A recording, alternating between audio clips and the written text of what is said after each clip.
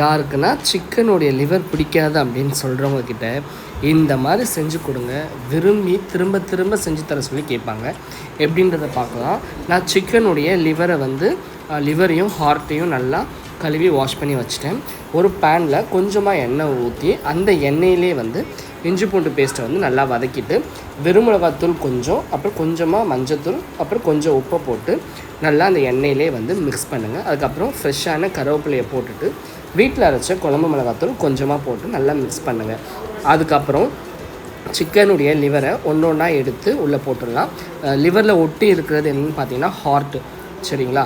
So நல்லா போட்டு நல்லா மிக்ஸ் பண்ணுங்கள். லோ ஃப்ளேம்லேயே பண்ணால் போதும், ஹை ஃப்ளேமில் பண்ணால் தீஞ்சிரும். ஸோ லோ ஃப்ளேம்லேயே பண்ணிவிட்டு கொஞ்சமாக மூடி வச்சுருங்க. ஒரு 10 நிமிஷம் அப்படியே லோ ஃப்ளேமில் ஈவனாக குக்காகி வரும். அதுக்கப்புறம் மேலே நல்லா பரட்டிட்டு உப்பு காரம் கரெக்டாக இருக்கான்னு பார்த்துக்கோங்க.